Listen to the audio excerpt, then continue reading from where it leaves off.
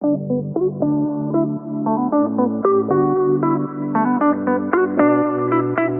everyone. I'm Aaron Page, Vice President of Accessibility at Alliant. We are so glad you could join us today for what I hope is going to be an incredible conversation.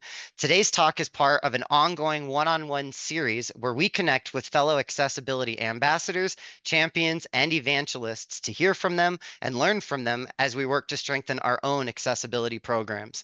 I am thrilled to introduce today's guest, Ben Ogilvie. Ben, I am so sorry once again if I pronounce your last name incorrectly here, All good. who is the head of accessibility at ArcTouch. But Ben also wears a couple of different hats. So he also works for the Global Accessibility Awareness Foundation, the GAD Foundation, in a leadership role on their board. Um, and we're going to talk a little bit more about that and his role there at the GAD Foundation here in just a little bit. So, Ben, thank you so much for taking the time to talk with us today. Let's kick things off, shall we? It's my pleasure, Aaron. Thanks so much for having me. Yes, thank you. So I want to start maybe by talking a little bit about your personal journey. I know for me, it's something I love about accessibility is hearing from folks and learning what brought them to accessibility and what their kind of journey and story is. So can you give us a brief overview to start off with of ArcTouch, who you guys are, what you guys do? Yeah, absolutely. So ArcTouch started in 2009 at the kind of dawn of the App Store.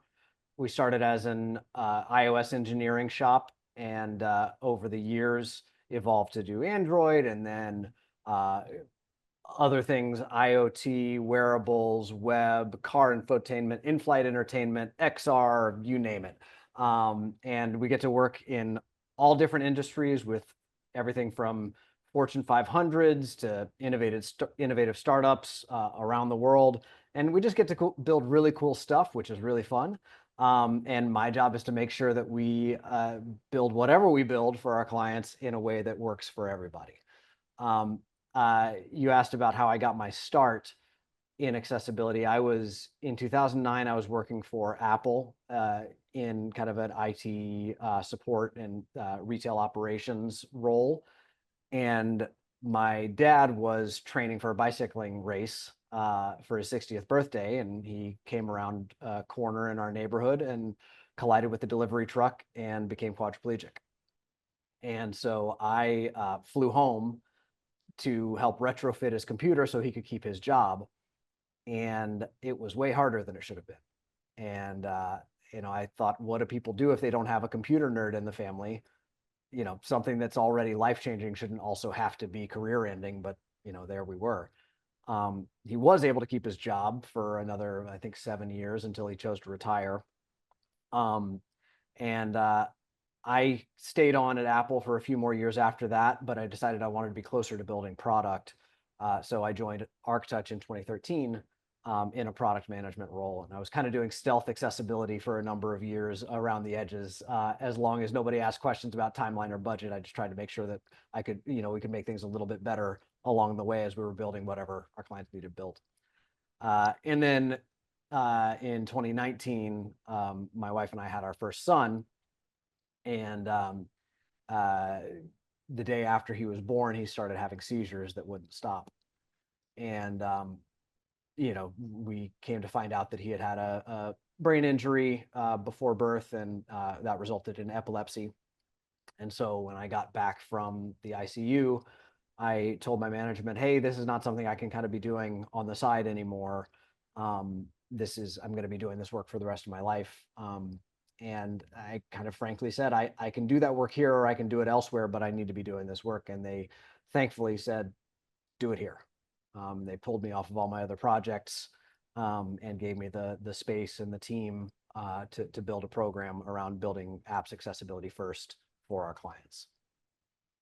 That is an incredible story. It just makes me think about how, disability is something that you can just unexpectedly, right? You may not have a disability today, but you can tomorrow, right? As your Yep. father experienced, and at the very least, his experience introduced you to accessibility, which probably helped you be a bit more prepared when your son came around. So, Yeah, quite a absolutely. And story.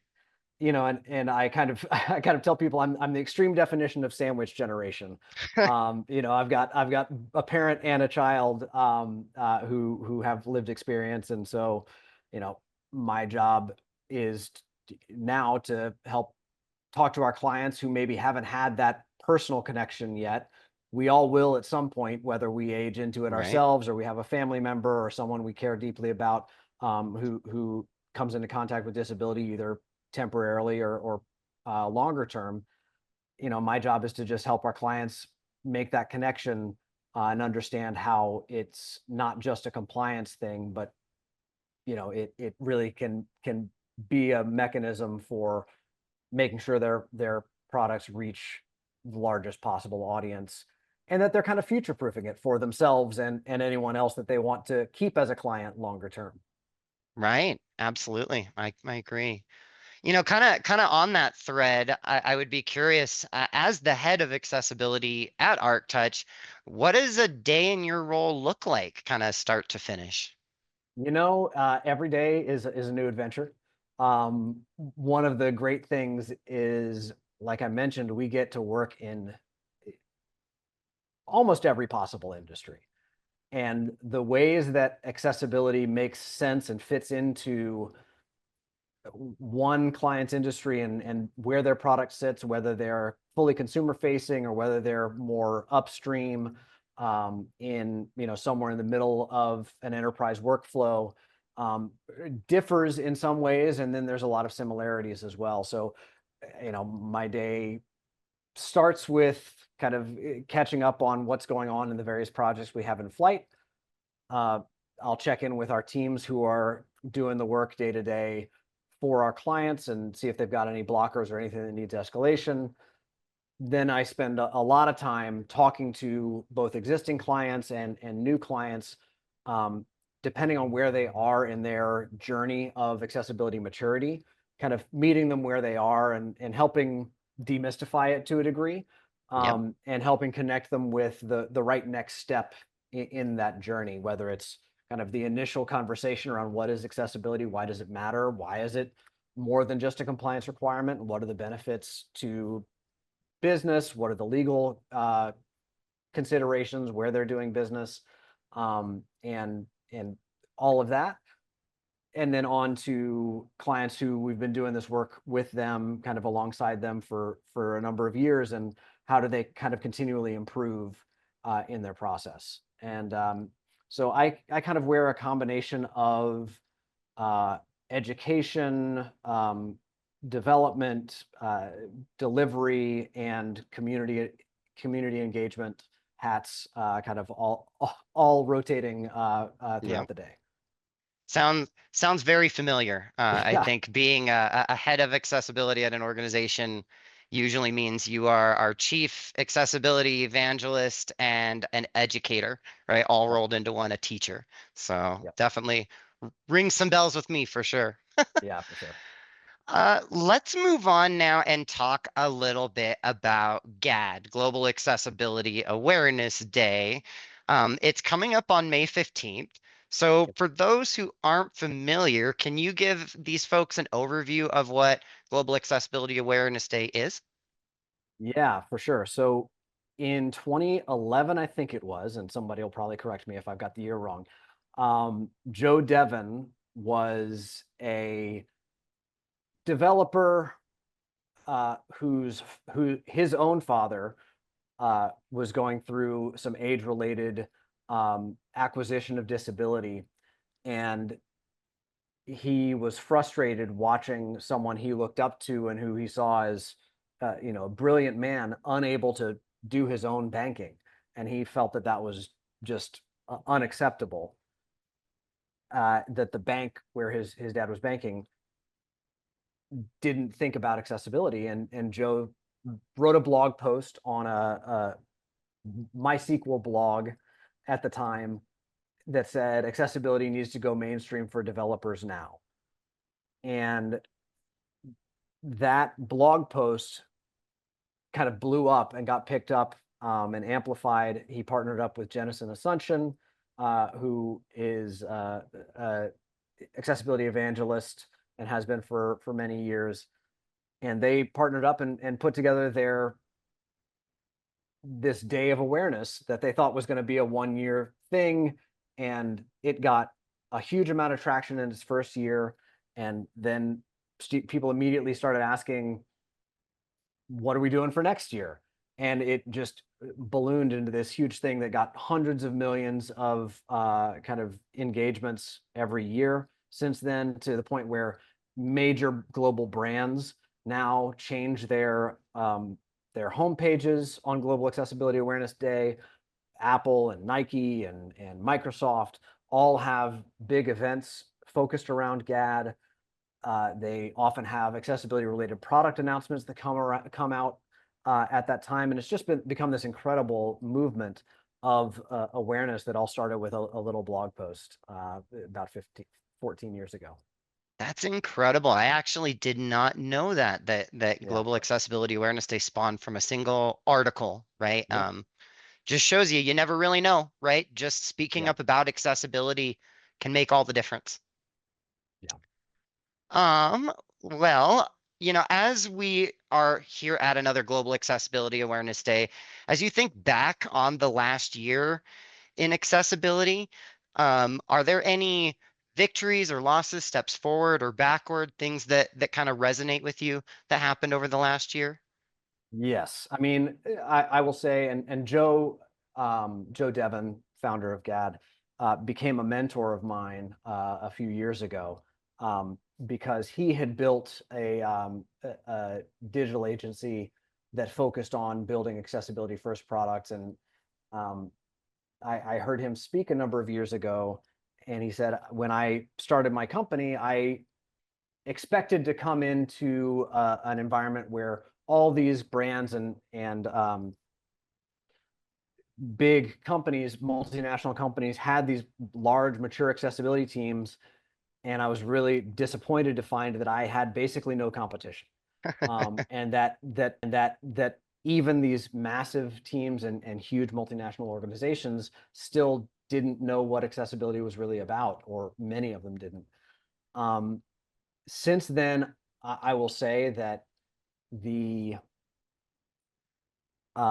awareness around accessibility has certainly reached, in many cases, a much more mainstream place. Um, the action around accessibility is now the question. Um, Many companies have GAD events. Many companies know that they should be thinking about accessibility, but the how to keep it prioritized as part of the ongoing drumbeat of product development is the challenge. And that's what the GAD Foundation's mission really is to disrupt the culture in in digital product development, and make accessibility a fundamental requirement of the product development lifecycle. Um, you know, Joe, a number of years ago, started putting out the State of Accessibility report that first focused on websites, and then started in 2021, I think, to look at mobile apps as well. And that was actually the last year that his company at the time put out that report. We've just now, in April, put out from ArcTouch the State of Mobile App Accessibility report, which we kind of see as a spiritual successor to the SOAR report that Joe and his team had put out a number of years ago. We're specifically focused on mobile apps. And so we looked at the top 50 apps across iOS and Android in 5 different industries, kind of diverse industries, to try to understand what is the current state of accessibility when it comes to native mobile apps. And what we found was uh, disappointing, but not surprising. You asked about steps forward, steps back. And what we found in looking at 200 different user journeys across these 50 apps is that almost 3 out of 4 of those user journeys delivered a poor or failing user experience for users of assistive technology in at least one step of the user journey, which can result in drop off and attrition and failure to convert and all the things that businesses care about. And so kind of coming back to the question of have we made progress? I would say the awareness has definitely made progress. It's part of the conversation now in ways that it didn't used to be, but the execution is still where lots of teams struggle. Yeah, I couldn't agree with you more, right? If everything is accessible inside of your app, but then you get to one area that is not, that could be a deal breaker, right? Yeah, If I can make my way to your product and add it to the cart, but the actual cart itself is not accessible, then what good is it, right? So having any right. breakdown in that user journey, to your point, could cause folks to go away, right? I would if I couldn't use the cart on an e-commerce site or app. Yeah, and that was one of the things that we looked at in the report. In addition to kind of our internal testing with our team of accessibility experts, we have a team that has been doing accessibility in mobile apps for a number of years now, but we don't have a large team of users with disabilities. So we actually partnered with usability testing company Fable to Mhm. bring users with disabilities into the assessment and analysis and kind of provide not just validation of what we found in our internal testing, but giving that additional color and clarity and awareness around the actual impact, the real user impact of those findings.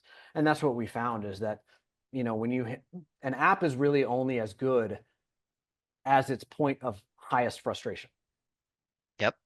And so, we found that even one step in that core user journey in those apps could be the difference between a sale or a conversion or retaining the user or not.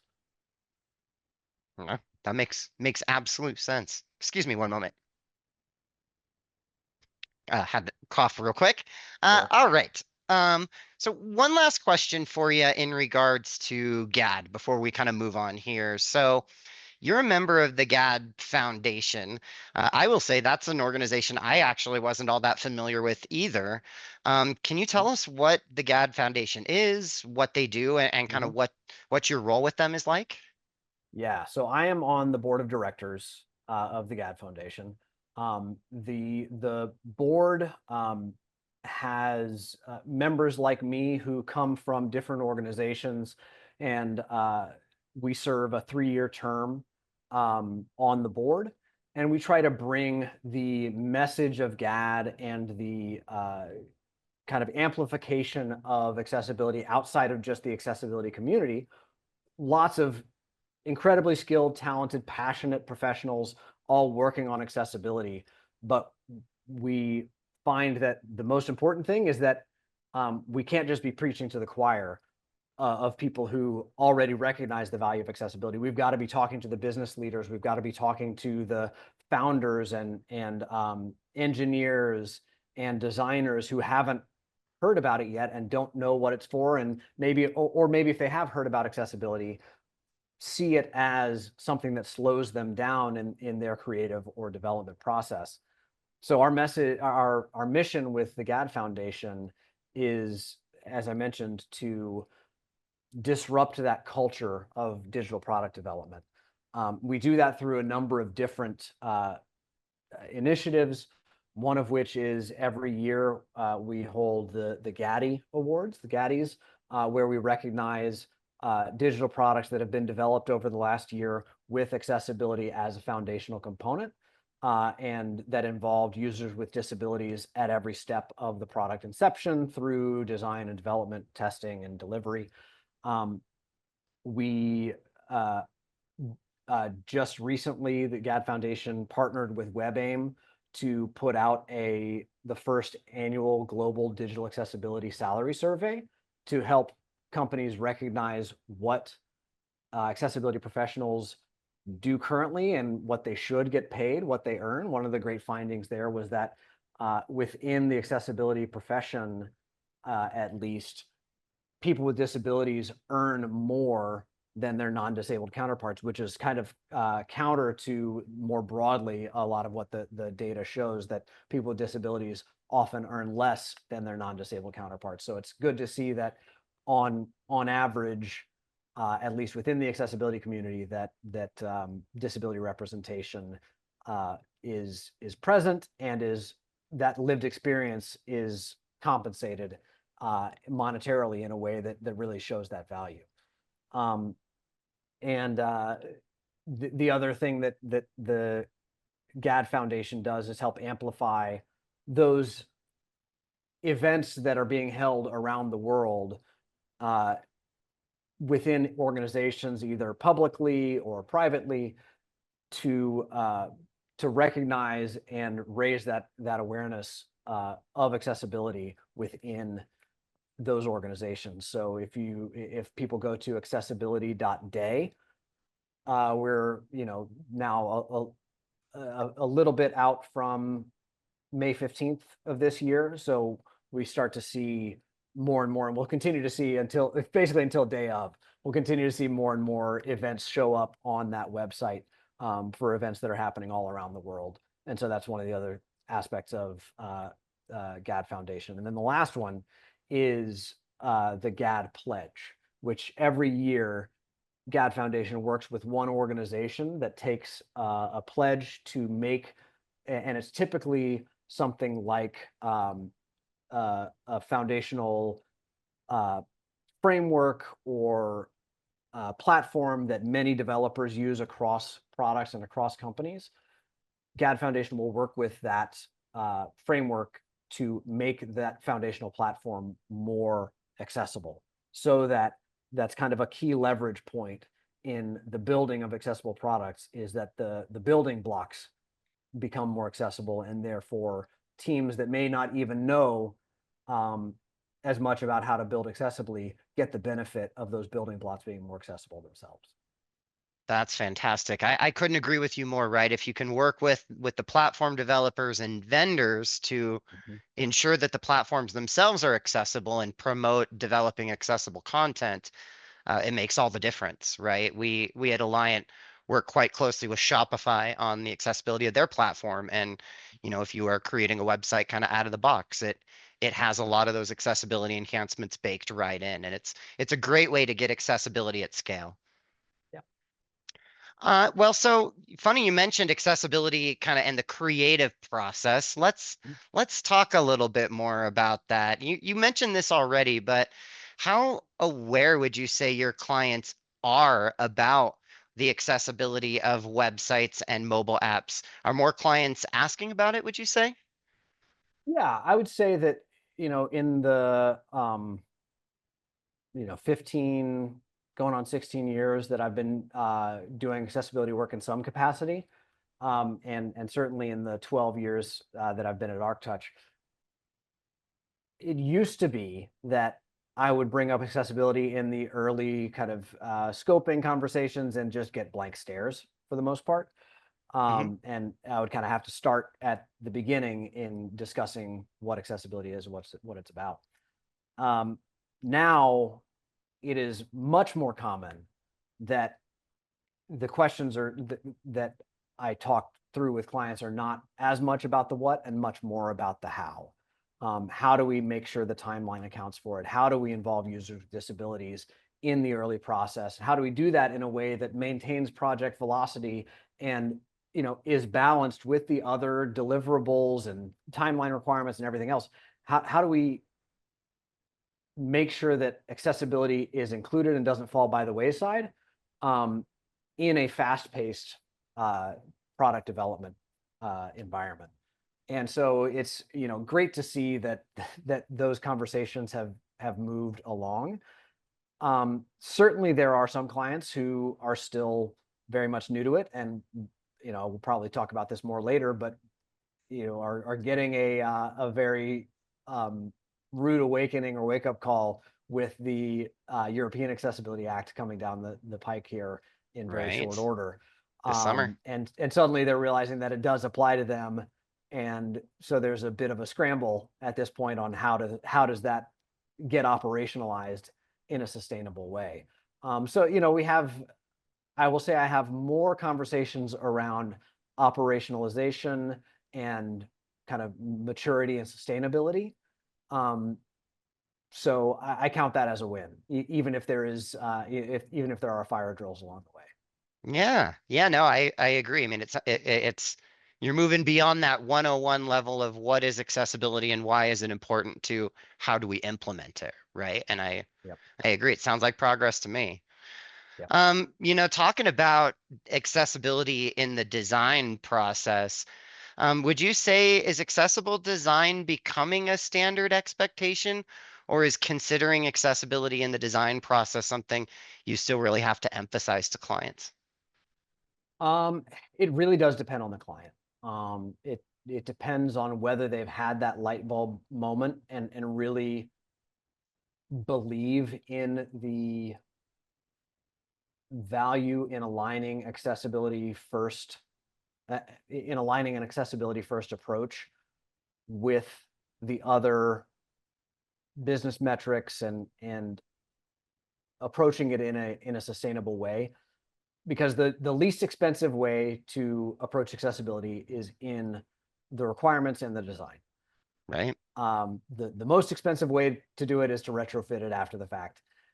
And I think, for better or worse, a lot of clients have to go through the painful version of that before they really believe and see the value as new features evolve on top of, once we've remediated something and we kind of move forward and we have the ability to kind of bake in the accessibility considerations to the design process, that they start to see, oh, this actually is a lot easier now.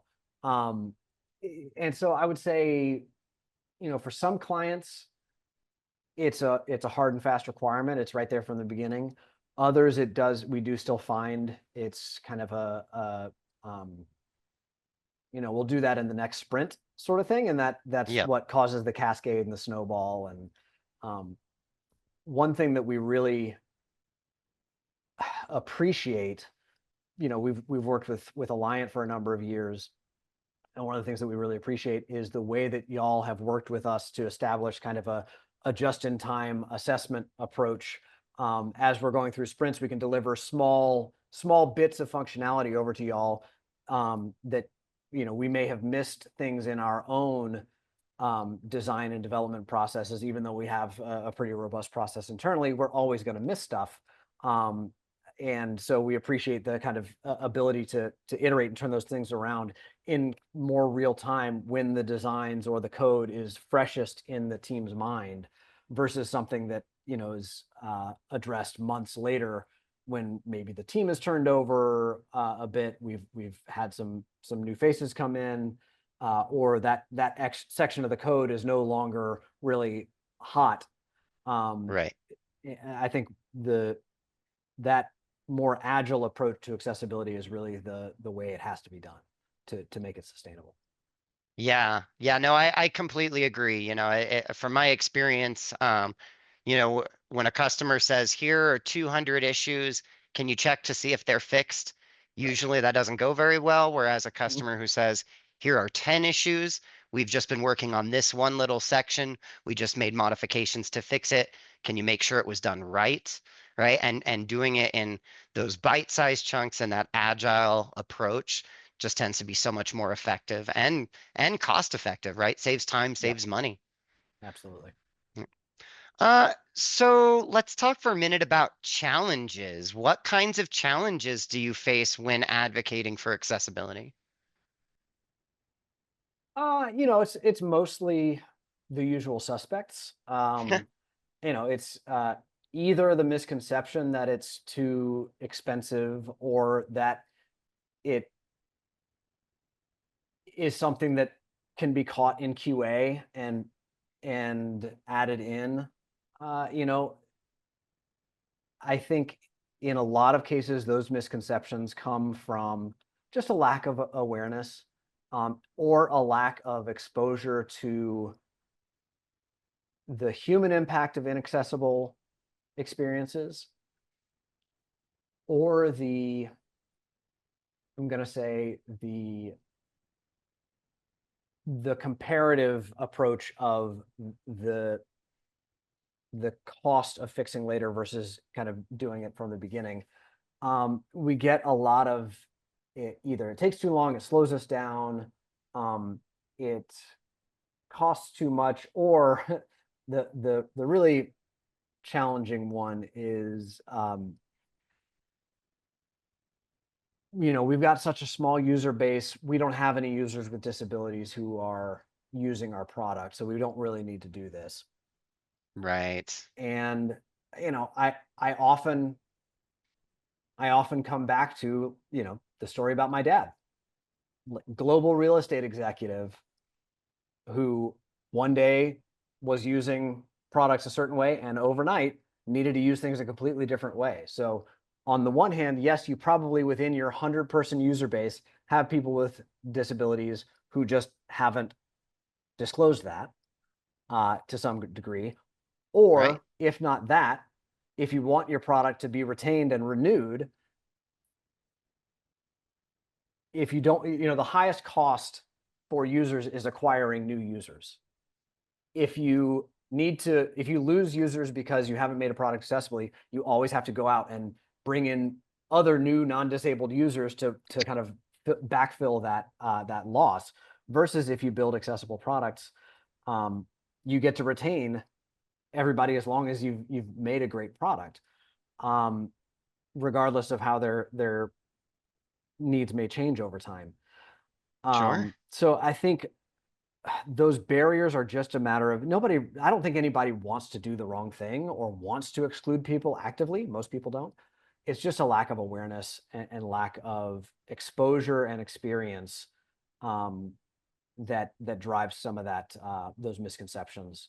That we have those conversations with clients regularly, and most often the highest impact thing is just to um, show someone unable to use their product, and they go, "Oh, I don't want that.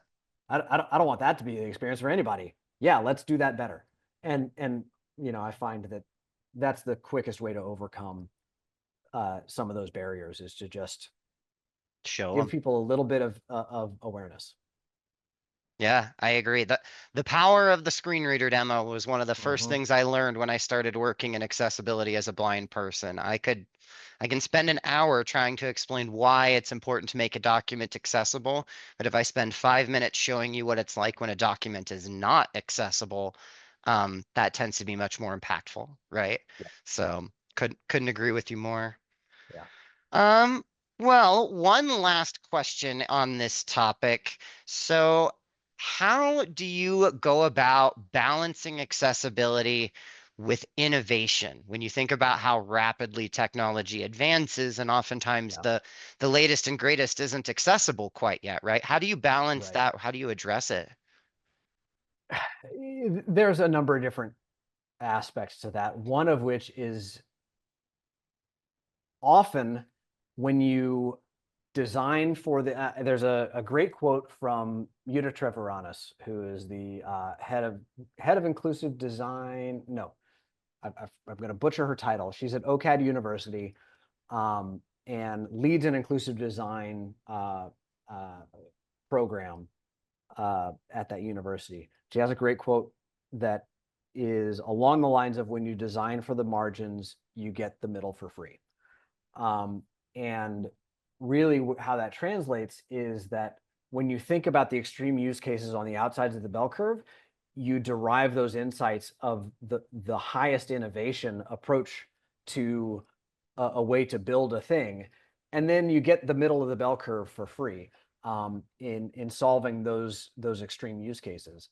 So, and there are so many examples over you know centuries, realistically, where something that was built for an accessible or disability specific use case in the beginning became so impactful that it was widely adopted as the way things are done.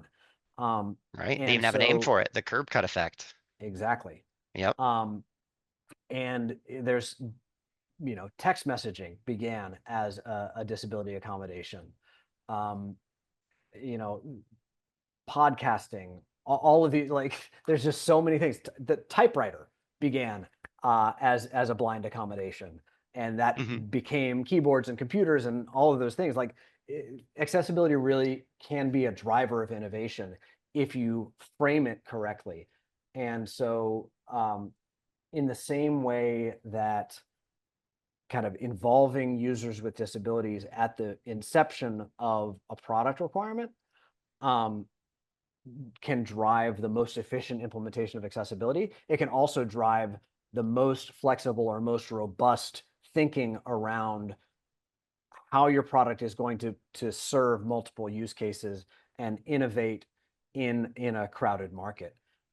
So there's that aspect to it, which is just kind of that mindset shift around accessibility and innovation don't have to be in competition or in tension with each other. They really do complement each other and can one begets the other.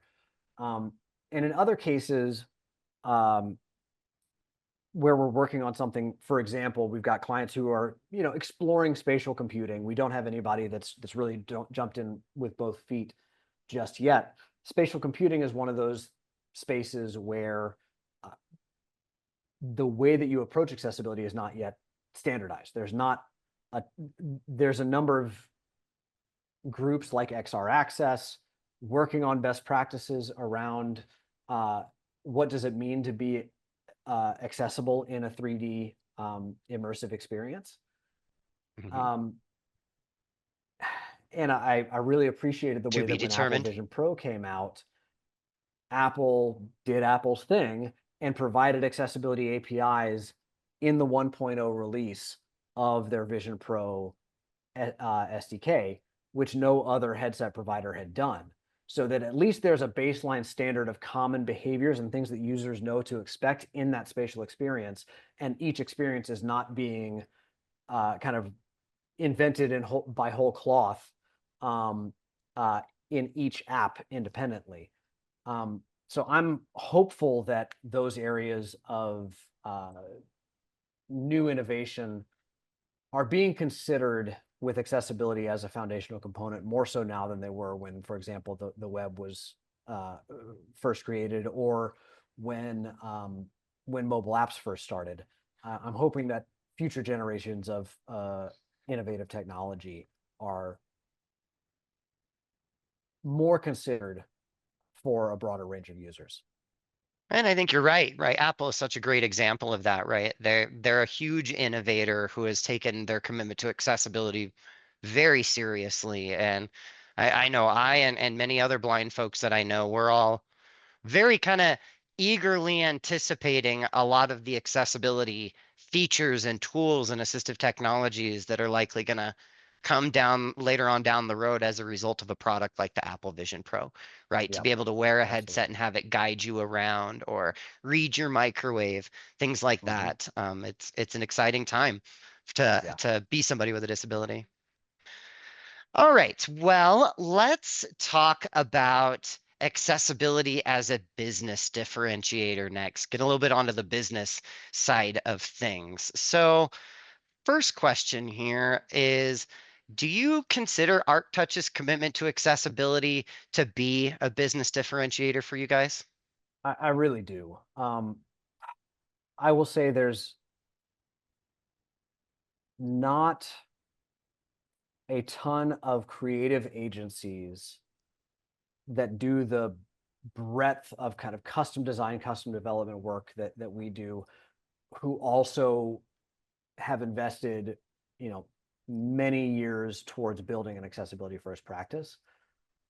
And, as we've had more success stories around products that we've built for clients, we start to get more clients coming to us directly asking about how we approach accessibility, and that becomes a differentiator in the way that as they're evaluating which agency they want to partner with to build products, that becomes one of those things that they call out in their feedback as, hey, y'all are the only ones who really brought this up during the process, during the bid process. um, y'all are the only ones who highlighted it as not a compliance checkbox at the end of the process that maybe they'll meet, but as a foundational component of the way that you think about building products that are lovable and delightful for as many people as possible. So I really do see it as a differentiator, and it's kind of continued to be more and more the case. And especially we've had really great response to the state of mobile app accessibility report that we put out. Ton of interest, a ton of kind of conversations that have been started because of it. And it's really great to see. That's fantastic. I always come back to just this idea of ask the question, right? Or bring up accessibility. Just it coming up, whether it's in a sales call. I got started in accessibility asking it during a meeting that I was in as a student employee working at the IT help desk, right? You just never know how simply bringing up that topic of accessibility can change the dynamic of things later on down the road. And, to your point, your customers, you're the only one who's talking about it in that way, and that brings them back to you. And I think that's just so important. And I will say we absolutely stand on the shoulders of giants. We're not the only people in the world who have done this, but I think with the type of um, I think the combination of mobile apps and the elevation in awareness around accessibility that's come into play over the last, I'd say, 5 years, in a way that it wasn't like even pre-pandemic. Right. Um, uh, I think that we are fortunate to be positioned that we've made the investment um, to upskill our team so that we're ready to meet the moment with the EAA coming into play and the kinds of clients in the the diversity of industries that we get to work with, who are all starting to really understand the value of accessibility. And I do think it's a differentiator for us. Not to say that we're the first to do it by any stretch, but I think we are positioned in a way that's been uh, really serendipitous with the kind of confluence of a number of different things. Oh, and there's just no question that ArcTouch is such a leader in the mobile accessibility space, right? They're called the Web Content Accessibility Guidelines for a reason, right? They're based on web. And so you guys are really, I think, on the forefront of taking that web standard and applying it to that mobile context and makes you such a leader in the space. We really enjoy. We've got a member of our team who's on the mobile accessibility task force of the W3C, and they are working to provide clearer guidance around how the web content accessibility guidelines apply to native mobile, and where mobile implementations are fully aligned with the text as written in WCAG, and where there are deviations or implementation considerations that are unique to native mobile. And it's been great to have folks on our team collaborate with that broader global community of experts on those definitions. Yeah, yeah. There's a lot of discussion, a lot of debate, a lot of development on that front, right? Because again, it's you're interpreting this standard into an entirely new platform. So a lot going on that front. One more question around kind of competitive advantage. What about your clients? Do your clients, after it's all said and done, do they walk away feeling like they've gained a competitive advantage by embracing accessibility? Yeah, one of the things that I have really enjoyed recently is we got brought on by Coca-Cola uh, to work with them on a redesign of their Plus One loyalty app. Hmm. And originally we were going to do the interface design. And in one of the first meetings, we brought up, hey, here's how we think about accessibility and disability inclusion, and how we approach that as foundational to our designs. And they were so fired up. They just said that's so perfectly aligned with the way that we want to connect with our customers and make sure we're really reaching everybody. Um, and we've gotten the chance to kind of show them how we approach bringing users with disabilities into those initial concepts and wireframes and test them and make product adjustments all along the way. We worked with them on providing the annotations for their engineering team and helping their engineering team understand the nuances of accessible native app development. Um, and worked with you all again for the kind of conformance side of making sure that everything's coming out well. And that team that brought us in for that app, I got to share a panel discussion with Hannah Arner at Coca-Cola back in December, where we got to talk about, okay, once you build a platform and a scaffolding that is an accessible channel, how do you then make sure that all the content that continues to come through that channel going forward remains accessible? And that's given her and her team a chance to talk to other teams inside and outside Coca-Cola about how Champion Accessibility has allowed them to reach kind of maximize the users that they can engage with. And now we're getting to talk about, what does authentic representation look like in marketing and advertising that Coca-Cola is tackling. And it's really cool to see, one team get so fired up about disability inclusion, and to see that ripple out to other parts of an organization and a business as well. And it really does allow them to,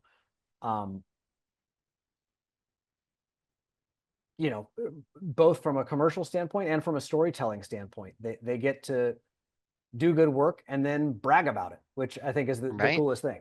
You know, That is I've awesome. really enjoyed that. That is very cool. Excuse me.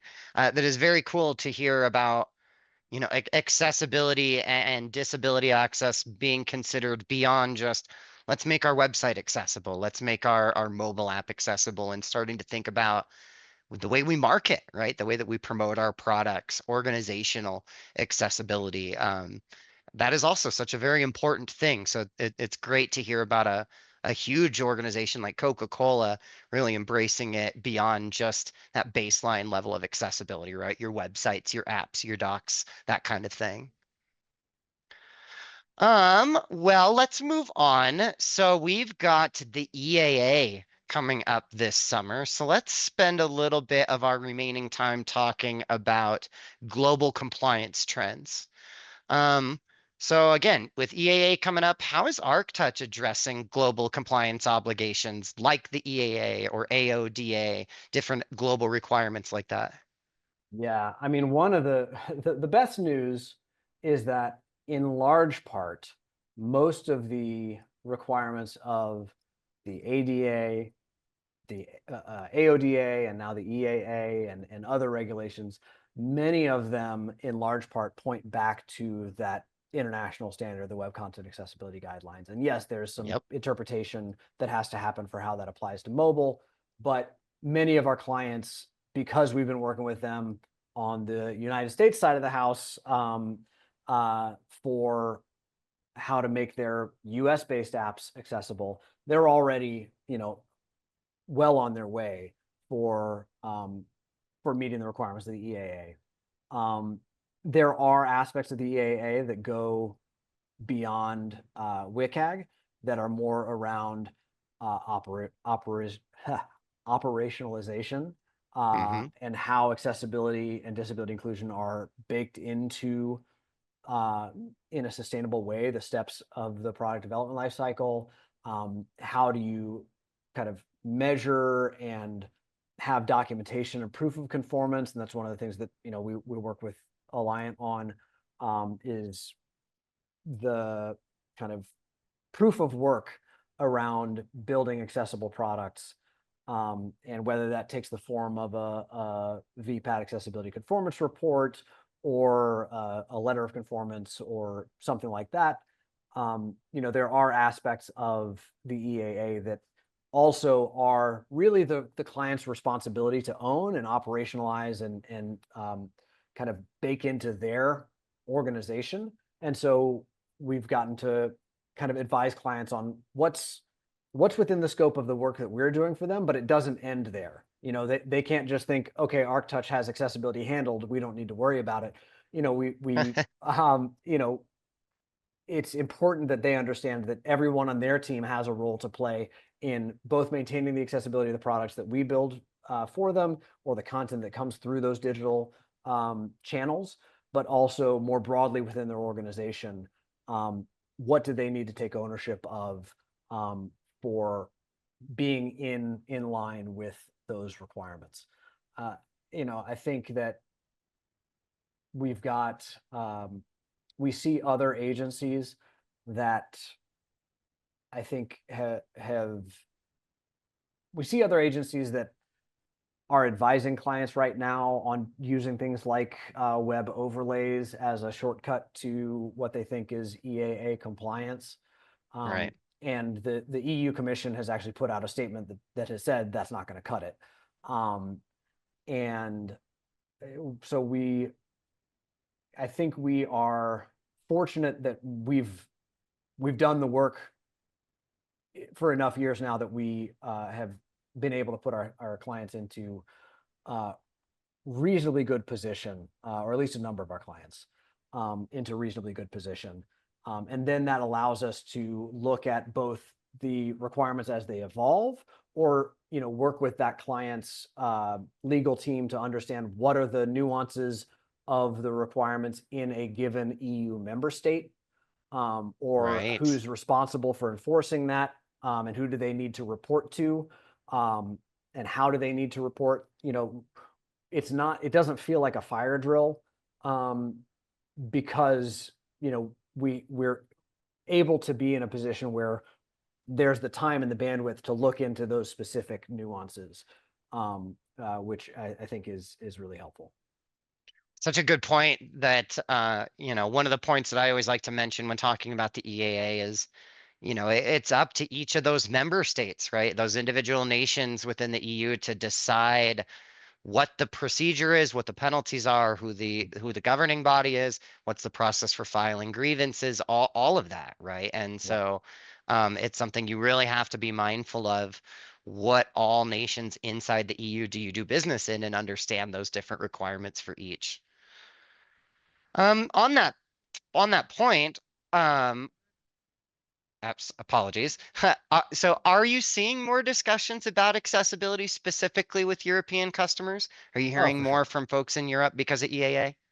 For sure. And I think one of the interesting things is, I think for some companies, there's a misconception that, oh, we don't have headquarters in Europe, so it doesn't apply to us. And it's like, no, do you Yeah, do business with like, do you sell your product? Is your service accessible, or is your service available to anyone in the EU? If so, yes, this does apply if you're in one of the right. broad industries that falls under the EU requirements. So we're having a number of conversations with clients who are based in the US or Canada or somewhere else, but have a presence in the EU. And, again, fortunately, in a lot of cases, it's good news, that, hey, yeah, your product that we built for you 2 years ago is available over there, but here's the small things we need to do to adjust or think about EAA compliance. But yeah, for Sure. sure, we're definitely having more conversations. I think some of that comes from, while in the US, the um, the ADA was a lot more broad and less explicit in the Right. ways that accessibility is required than the EAA is. And so, for clients who have been dragging their feet in some ways, because they weren't sure whether, how much risk they were willing to take for the trade-off of making the products accessible under the ADA. Um, there's certainly been conversations, kind of renewed conversations about, hey, you remember that thing we talked about a number of years ago? It's time to talk about it again, but you've got a higher risk profile now. So let's work to prioritize it. Yeah. EAA is a very different beast from the ADA. The Yeah. ADA is, it's largely regulations and court Mhm. precedents that have kind of built that structure for digital accessibility around it. But EAA is much more explicit, right? They say who it applies to, what the standard is. So there's far less ambiguity in that sense. Yeah. Yeah, for Um, sure. One last question, kind of on the legal side of things, is are there any other legal trends that you are keeping an eye on or that are influencing your conversations right now about accessibility? I mean, there are here in the U.S. There's a number of laws that have not made it in various states. They haven't made it all the way to being fully codified yet, but a number of things that we're keeping an eye on. There's a bill in California that's kind of been working its way through, and a number of states have more stringent and explicit accessibility regulations that have come in and been passed, that are more modern and specific than the ADA or Right. Section 508 or what have you. So when we're talking to clients who have a presence or are based in those states, or if they're in government or education, there's definitely conversations happening there in parallel to the EAA conversations. Um, and I think as a lot of the standards point to either WCAG 2.0 or 2.1 right now, but Yep. 2.2 kind of became the current standard last year. So a number of those products that were built to the older standards, we're as those regulations are being updated to point to 2.2, or as we anticipate that's going to happen soon, we're having those conversations, those renewed conversations on, hey, here's the additional criteria that we need to take into account and consider, and what does that mean? How do we plan that in a thoughtful way into the product roadmap going forward? Yeah. Thankfully, it's so nice. One of the things I always like to mention about WCAG is how it's built upon itself, right, in the Mm-hmm. 2.0 version. So, Yep. excuse me, it's not like those organizations whose app was built to 2.0 now Right. have to go back to the drawing board. They're most of the way already there. Right. Awesome. Well, let's move on now and talk about some tips and tricks that folks who are listening can take away from this conversation. So for organizations who are just getting started with accessibility, what are three quick tips you would tell them to help them get on the road? Yeah. Uh, the the first thing is just train your teams on the basics, right? Everybody's got a role to play. Accessibility doesn't live just in engineering, doesn't live just in design, doesn't live just in QA. Everyone has a responsibility in that handoff of building a product accessibly. So make sure everybody understands kind of the table stakes of what their roles and responsibilities are, and how accessibility touches and overlaps with what they're being held accountable to. The second thing is involve users with disabilities. Again, every step of the way. I keep coming back to it because it's the highest return on investment you can make, is a little bit of usability testing time with members of disability communities carries so much weight and carries people so far in understanding how their decisions impact the outcomes and the quality of the product that they've built. So second thing is involve users with disabilities as early and often as you can. Whether it's bringing people in uh, from a usability testing platform, whether it's working with a team like Alliant, it's just making sure that you've got those voices in the mix makes so much difference in how people perceive accessibility, and why it matters and how to prioritize. And then the third Totally one, agree. I would say the thing that we did when we were first starting our journey is recognize that it is an extremely broad and deep topic, and it's not something that you snap your fingers and learn in a weekend, or in a few weeks, or even a quarter. So Right. the only shortcut to having a high functioning accessibility team is bringing in high functioning accessibility experts to help upskill your team. If you're just getting started, there's the long way to learn, the 10-year path to learning, or you can bring in people who have done that hard work already and can help signpost where the shortcuts are to not going too far down the wrong rabbit hole, as you learn the ins and outs of how to build products that work better for a broader range of users.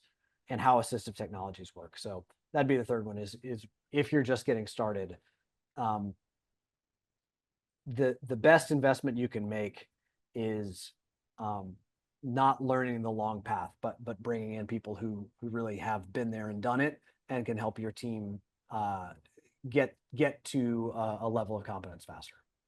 Love it. Couldn't agree with you more. I mean, it's funny you say 10 years. That's actually how long I've been working in accessibility. So Yep. maybe now I finally figured it out after doing it for 10 The, years here. I mean, the thing that I've found absolutely to be true is everyone in this industry who does this work will never feel like they know what they're talking about. Like Nope. we all feel like we learn something new every single day. And I know people who have been doing this work for 20 or 30 years and look at back at something they did last year and go, oof, I would do that differently today. Yep. So that's one of the other things that I love about doing this work is that it never gets old. That's so There's funny. always something more to learn. Couldn't agree with you more. All right. So we talked about kind of 3 tips and tricks for kind of folks who are new to accessibility. What about if you have a more mature accessibility program already? Any tips or tricks or guidance you would have for organizations that are already more mature or more further down the road? Yeah. I talked for teams that are newer to it, bringing in users with disabilities for user testing and learning how your product works. For more mature organizations, hire them. Get people with disabilities on your team who are able to share their lived experience alongside whatever they're in whatever role they work. Don't treat them as a monolith or representative of the entire world of users with disabilities, but having that voice in the product development lifecycle every day in the daily stand-ups, in the designs, in the QA, there's no substitute for that. So building an inclusive hiring process and making sure your organization is set up to retain exceptional disabled talent, like is really kind of the next key unlock, I would say. Um, and then making accessibility part of your procurement requirements. So when you Yes. are buying software that you are going to use internally, that your team members are going to use, make sure that you are leaning on those vendors to make their products accessible too, because money talks.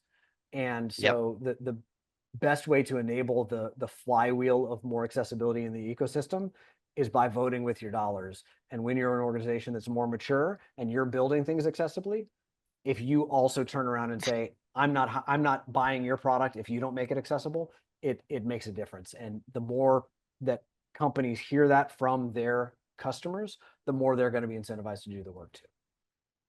I totally agree. And then I'd say the last one is well, two others. I would say like get involved with the disability community beyond just kind of the conformance WCAG checkbox, but finding ways to share best practices, share your wins as you're building products more accessibly, share what you've learned, share your failures. Um, when Right? you have an organization that is mature in accessibility, um, you realize that you're never going to get it all the way right, and you're always going to have more to learn. Um, and then I really the very mature organizations that create public GAD events and open their communities up to open their organization up to sharing more broadly what they're doing in accessibility, how they're driving awareness, how they're um, operationalizing disability inclusion within their organization.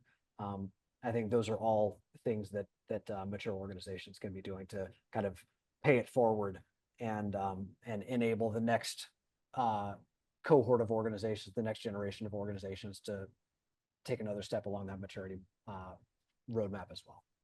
That's fantastic. I couldn't agree with you more. I might be a little bit biased, but definitely agree with the value of having persons with disabilities as part of that testing. There is just no substitute for it. And, procurement accessibility is just such a tough topic. It's where I started in accessibility.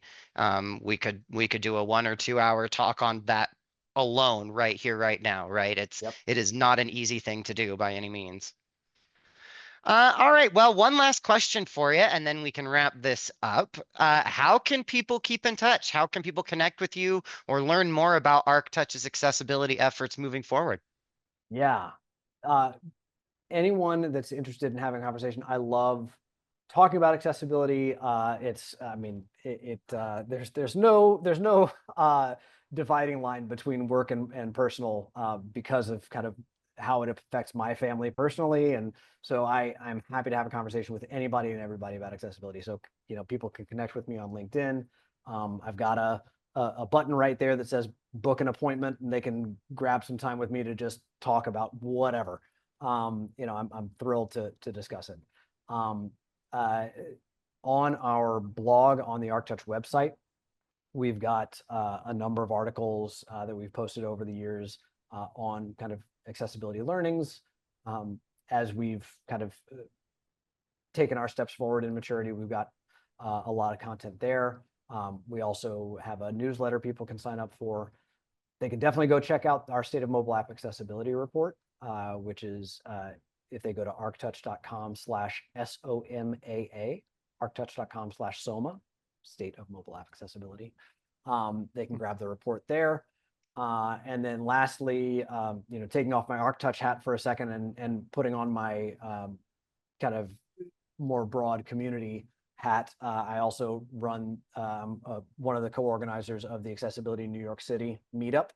Once a month, we bring in great speakers from everywhere in accessibility, and they speak about what they're working on or what they've learned. And that's a free meetup that we run out of the Soho space that our parent company, AKQA, has. And we also live stream it on YouTube. So they can go to meetup.com/A11YNYC to check out the meetup. So those are some of the many places that I am. Awesome. Well, Ben, thank you again so much for spending time with us today. It's been a great conversation, been some great tips and things to learn, and learning from somebody who is one of the best in the space. We really do appreciate it. Aaron, really appreciate it. Thanks a lot. Of Really enjoyed it. course. So on the screen, we have Ben's contact information. If you'd like to keep in touch with him and learn more about ArcTouch, we also have my information up there as well. You can reach out to me on LinkedIn if you're interested in following me, or if you want to learn more about Alliant and the services that we offer as well. Again, thanks, Ben, and thank you all for joining us today. I hope you have a great Global Accessibility Awareness Day and a great month. Thank you all. Thanks a lot.